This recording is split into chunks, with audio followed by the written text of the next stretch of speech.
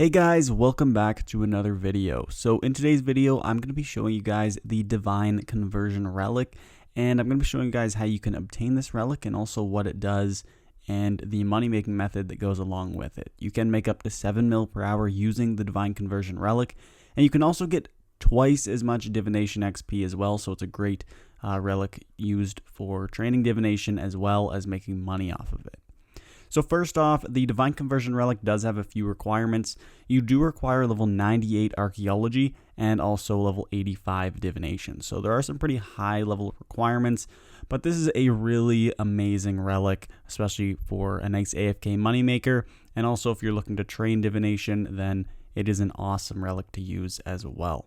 So now, what is the Divine Conversion Relic? So it is a relic that players can activate at the Mysterious Monolith with the use of Archaeology, and then players will be able to convert their entire inventory of Divination memories when using a Divination Rift. So you can see this will essentially make it so you can gather twice as much energy per hour because you don't have to stand at the Divination Rift and convert one Divination memory at a time. Instead, you will convert your entire inventory, even the memories in your Nightmare Muspah as well. So this is a really amazing relic, and I'm going to go into how you can obtain this relic.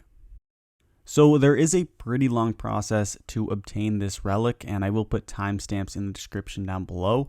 But first off, you're going to want to get the Wingsuit V1. So you can go to the Stormguard Citadel, and in the northeastern part of the first platform, you'll be able to obtain the Wingsuit V1. In the top left, there is a map showing the location where you can find it. So once you get the Wingsuit V1, you're going to want to restore it. It only requires 40 Samite Silk, 20 Leather Scrap, 9 Stormguard Steel, and 1 Armadillion Yellow. So that is all you will need to restore it. So for step 2, you're going to want to get the Wingsuit V2. So you're going to want to go off the platform in the first area and just follow where I am going here. You're going to want to go over to the platform just to the west, and then you're going to want to walk a bit north and go down the rope at the building here. So once you go down the rope, you will be able to find a lightning conductor, which will allow you to obtain the first upgrade of the V2 Wingsuit. I did already pick up this upgrade, but it should be located right there. Now, the second location for the V2 upgrade, you're going to want to go south this time, so just follow where I'm going on screen. From here, you will want to go to the southeastern platform. Once you make it here, you will want to go down the rope, and you should find the next lightning conductor right here.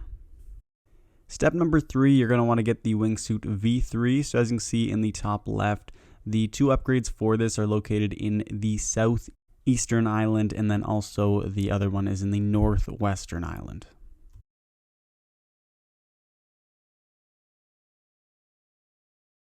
Now, once you have picked up all of these upgrades and you have obtained the Wingsuit V3, you will want to enter the Gravitational Core. You'll also need the Stormguard Guruji as well, which you can obtain through Archaeology.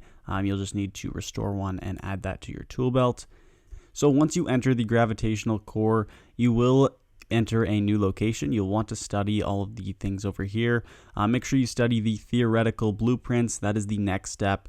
And this will allow you to essentially begin to research the Golem framework, which you will need to make the relic.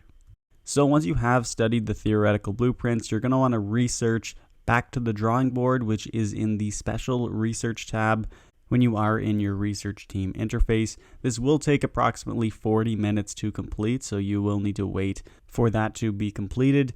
However, you can move on to another step while you are waiting, but whenever the research team does come back, you will want to make sure that you do view the report and claim the rewards.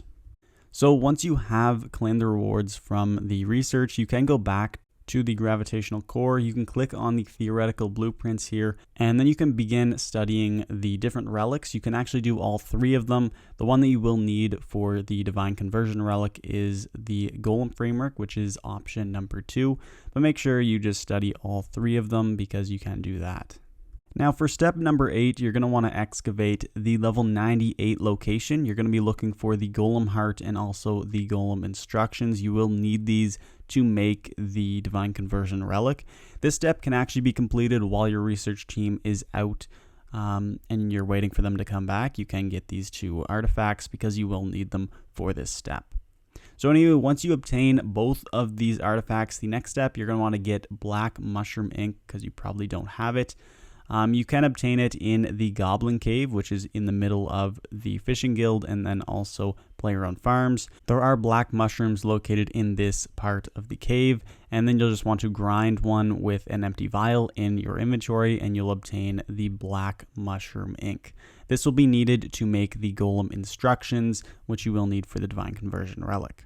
So once you have obtained the black mushroom ink, you can restore the Golem heart and the Golem instructions.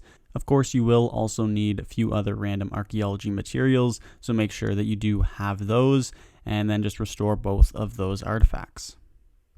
Now, once you have restored both of the artifacts, step number 11 is going to be create the Golem framework. So as you can see in the bottom left, those are the components required to make the Golem framework. One artifact that is really useful when disassembling is the Lake of Fire painting. It has a chance of giving you the classic components, which you will need 5 of, and then you'll most likely always get 20 historic components. So you won't need to disassemble too many of those, and then you'll have the components to make the Cres framework. So once you have created the Golem framework, the next step is going to be entering a Guthixian cache, and these occur every hour, so you may need to wait a while for one of these to begin. But once you have entered one, you will want to find a large memory. This does require 85 divination, which is why that is one of the requirements. Now, once you go find one of the large memories, you'll want to pick it up, and then also you can transfer the personality by clicking the Golem framework. This will turn it into a Cres framework, which then you can offer at the mysterious Monolith in the Archaeology Guild to obtain the relic. So to do this final step, you will now want to use the Cres framework on the mysterious Monolith, and then you will have unlocked the Divine Conversion Relic. You'll also need 2,000 chronotes in your inventory. You'll need to spend those just to activate the Divine Conversion Relic. Now, as I said, this is probably one of the better relics in the game, at least for skilling. It allows you to gather twice as much energy per hour, which essentially just doubles the money you will be making per hour when harvesting incandescent energy. And it is a pretty AFK money-making method as well, so that is another thing which makes it really amazing.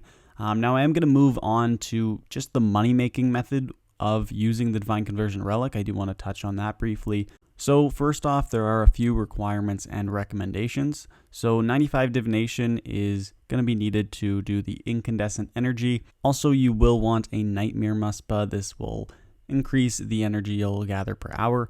The Enrichment aura is another really useful aura or item to use. It will give you a higher chance of gathering enriched memories, which will essentially just boost the energy you will be gathering per hour. So this is a super useful aura to use, definitely one you will want to buy on the loyalty point shop if you haven't already. Also, if you do have 99 divination, the Divination cape is a really useful item to wear. Essentially, it gives non-enriched wisps a fixed 30-second lifespan when harvesting from. This is super useful. And then if you do have the ethereal connection buff from the Memorial of Guthix, this will boost the duration by 10 seconds for a total of 40 seconds, so it'll make the method a little bit more AFK.